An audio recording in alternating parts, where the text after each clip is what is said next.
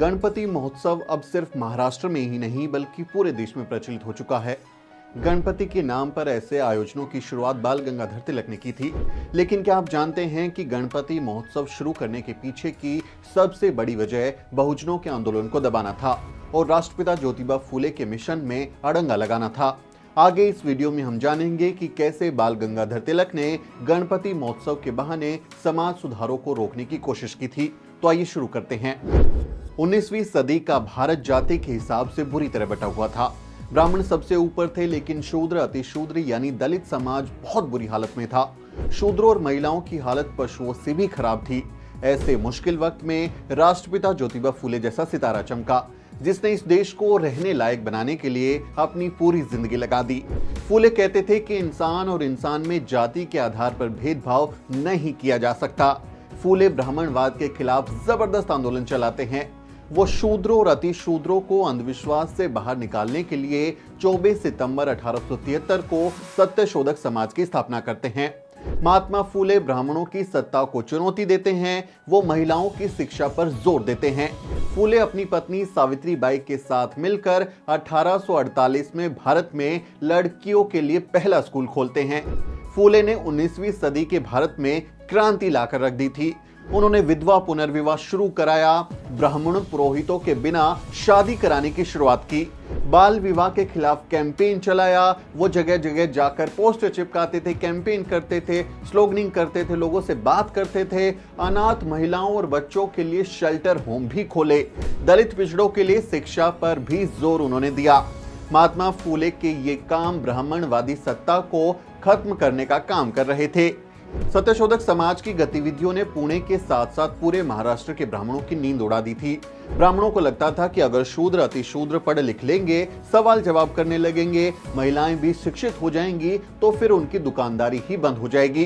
ब्राह्मणवादियों ने फूले को डराने धमकाने की खूब कोशिश की। फूले को मारने के लिए उनके घर धोंडीबा जैसे हत्यारे को भी भेजा, जो बाद में फूले के ही अनुयायी बन गए। उन्हें घर से ही निकलवा दिया। समाज ने उनकी पत्नी यानी सावित्री माई पर गोबर फेंका, लेकिन वो झुके नहीं। धीरे धीरे फूले का असर सिर्फ पुणे में नहीं रहा बल्कि पूरे महाराष्ट्र और आसपास के सूबों में भी दिखाई देने लगा। पुणे के ही नारायणपेट में बाल गंगाधर तिलक के अखबार केसरी का हेडक्वार्टर था। तिलक एक कट्टर ब्राह्मणवादी व्यक्ति थे जो महात्मा फूले के सबसे बड़े आलोचक के रूप में जाने जाते थे। तिलक ने महात्मा फूले के आंदोलन को बदनाम करने, उन्हें अंग्रेजों का पिट्ठू साबित करने और हिंदू धर्म का दुश्मन दिखाने के लिए अपने अखबार केसरी और मराठा में लगातार लेख प्रकाशित किए। उनके बारे में बहुत बुरी बुरी बातें लिखी। लेकिन इन सब के बावजूद भी महात्मा फूले का असर कम नहीं हो रहा था। ऐसे में बाल गंगाधर तिलक ने धर्म और राष्ट्रवाद के नाम पर लोगों को जुटाने की चाल चली। आज भी आप देखते हैं कि लोग धर्म के नाम पर आसानी से खिंचे चले आते हैं और 19वीं शताब्दी के आखिरी दशकों में भी कुछ ऐसा ही हुआ। तिलक ने तब गणेश महोत्सव मनाने की शुरुआत की। तिलक ने लोगों को हिंदू धर्म के नाम पर लामबंद किया और गली मोहल्लों में धूमधाम से गणेश उत्सव मनाने लगे।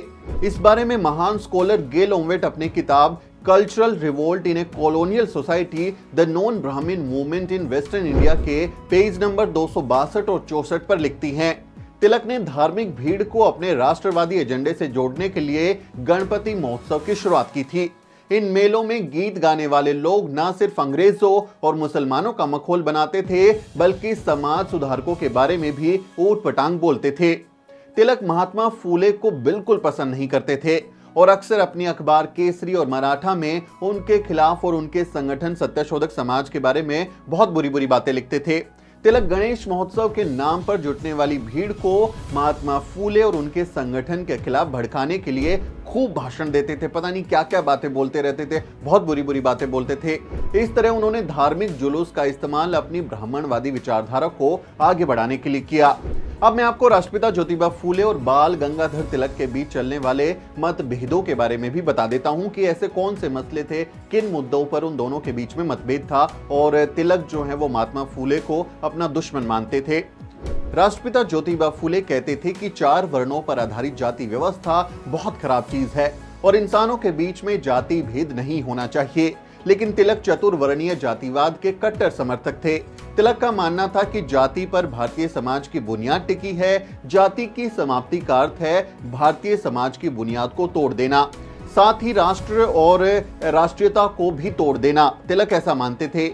इनके मुकाबले आप देखेंगे तो जो राष्ट्रपिता फुले हैं वो कहते हैं कि जाति जो है वो खराब चीज है। फुले जाति को असमानता की बुनियाद मानते थे और इसे समाप्त करने का संघर्ष कर रहे थे, आंदोलन चला रहे थे कि जाति व्यवस्था को खत्म किया जाए।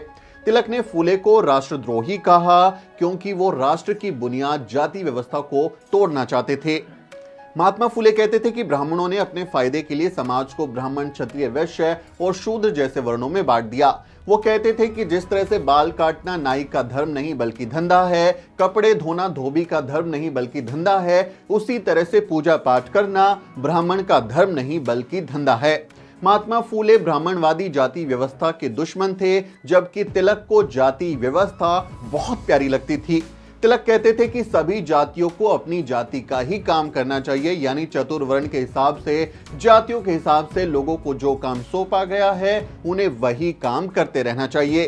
तिलक ने महार और मातंग जैसी अछूत जातियों के स्कूलों में प्रवेश का सख्त विरोध किया और कहा कि केवल उन जातियों का स्कूलों में प्रवेश होना चाहिए जिन्हें प्रकृति ने इस लायक बनाया है, यानी कि उच्च जातियों को। यानी तिलक दलित ओबीसी को इस लायक ही नहीं मानते थे कि उन्हें शिक्षा दी जा सके। वो सिर्फ ब्राह्मणों की सत्ता चाहते थे, चित्पावन ब्राह्मण थे और अपने ब्राह्मणवादी नजरियों को आगे बढ़ाने के लिए तमाम तरीके के काम करते थे। फुले कहते थे कि प्राथमिकी शिक्षा हर जाति के बच्चे के लिए अनिवार्य होनी चाहिए, लेकिन तिलक ने फुले के इस प्रस्ताव का कड़ा विरोध किया। उन्होंने कहा कि कुंभी किसानों के जो समाज के बच्चे हैं उनको इतिहास, भूगोल और गणित पढ़ने की क्या जरूरत है। उन्हें अपने परंपरागत जातीय पेशे को अपनाना चाहिए, यानी जो काम उनको दिया वही करना चाहिए। आधुनिक शिक्षा उच्च जातियों के लिए ही उचित है। महात्मा फुले लड़कियों की शिक्षा पर खास जोर देते हैं, लड़कियों के लिए स्कूल खोलते हैं, लेकिन तिलक उसका कड़ा विरोध करते हैं। तिलक ने लड़कियों को शिक्षित करने का तीखा प्रतिरोध किया और इसके खिलाफ कैंपेन किया और लड़कियों के लिए स्कूल की स्थापना के विरोध में उन्होंने बाकायदा आंदोलन भी चलाया। द प्रिंट पर प्रकाशित अपने लेख में डॉक्टर मुख्तियार सिंह लिखते हैं, तिलक ने महिला शिक्षा का पूरी क्षमता के साथ विरोध किया। परिमाला वी राव ने अपने शोध पत्र में मुख्य रूप से तिलक के अखबार मराठा के हवाले से बताया है कि विष्णु शास्त्री, चिपलूणकर और तिलक के नेतृत्व में कांग्रेस के कट्टरवादी धड़े ने 1881 से 1920 के बीच किस तरह बालिका विद्यालयों की स्थापना और हर समुदाय के लिए शिक्षा देने के प्रयासों का विरोध किया। इस धड़े के विरोध के कारण महाराष्ट्र में 11 में से 9 नगर पालिकाओं में हर किसी के लिए शिक्षा देने के प्रस्ताव को हार का सामना करना पड़ा। इस धड़े ने राष्ट्रवादी शिक्षा की वकालत की, जिसमें धर्मशास्त्रों का अध्ययन और हुनर सिखाने पर जोर दिया था। तिलक की लीडरशिप में कट्टरवादी धड़े का तर्क था कि पेशवा के शासन के दौरान महिलाओं की स्थिति बहुत अच्छी थी। तिलक के ये विचार उनके अखबार मराठा के 15 मार्च 1885 के अंक में छपे हैं। महिला शिक्षा के विरोध में तिलक का तर्क था कि महिलाएं कमजोर होती हैं और उनका काम सिर्फ संतान को आगे बढ़ाना है, इसलिए उनको शिक्षित करने से उनको पीड़ा होगी, क्योंकि आधुनिक शिक्षा को समझना उनकी शक्ति से बाहर है। उनकी ये बात मराठा जो उनका अखबार है उसके 31 अगस्त 1884 के अंक में छपी है, उसका रेफरेंस आप ले सकते हैं। यानी उस समय महात्मा फुले और तिलक के बीच लगातार द्वंद्व चलता रहा। ऐसा ही द्वंद्व आप बाबा साहब डॉक्टर अंबेडकर और गांधी के बीच में भी देखते हैं। बाबा साहब डॉक्टर अंबेडकर ने अपनी किताब कांग्रेस ने अछूतों के लिए क्या किया और गांधी, रानाडे और जिन्ना में तिलक के इन समाज सुधारकों में अड़ंगा लगाने के बारे में विस्तार से लिखा है। वो उनको नायक नहीं मानते, उनको महान नहीं मानते और जो बाबा साहब डॉक्टर अंबेडकर हैं वो बार बार ये बात कहते हैं कि इस देश में महात्मा आए गए, धूल उड़ाकर चले गए, लेकिन अगर कोई असल मायनों में महात्मा है तो वो राष्ट्रपिता ज्योतिबा फूले हैं।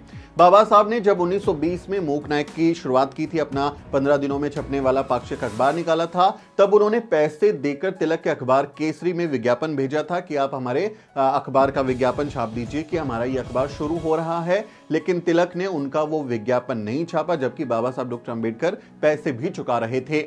इससे आप अंदाजा लगा सकते हैं कि वो बहुजन समाज से आने वाली मजबूत आवाजों के नेताओं के कितने बड़े विरोधी थे। तिलक जो हैं सीधे सीधे राष्ट्रपिता ज्योतिबा फूले, छत्रपति शाहूजी महाराज और बाबा साहब डॉक्टर अंबेडकर के खिलाफ कैंपेन करते हैं, बुरा भला बोलते हैं और ब्राह्मणवादी विचारधारा को आगे बढ़ाने के लिए राष्ट्रवाद का सहारा लेते हैं। तिलक ने आजीवन ऐसे काम किए हैं जिससे बहुजन समाज का नुकसान हो और समाज में जरूरी सुधार ना हो सके, लेकिन भारत के सवर्ण इतिहासकारों ने उन्हें एक महान राष्ट्रवादी नेता घोषित कर दिया। उम्मीद है इस वीडियो से आपको समझ आया होगा कि कैसे बाल गंगाधर तिलक जैसे कट्टरवादी ब्राह्मण ने बहुजनों के मुक्तिदाता महात्मा फूले का रास्ता रोकने के लिए धर्म का सहारा लेते हुए गणेश महोत्सव की शुरुआत की थी। असल में तो यह उत्सव बहुजनों की हकमारी करने का एक जरिया था, उसको रोकने के लिए उत्सव शुरू हुआ था, लेकिन अब बहुजन इसे ही जोर शोर से मना रहे हैं।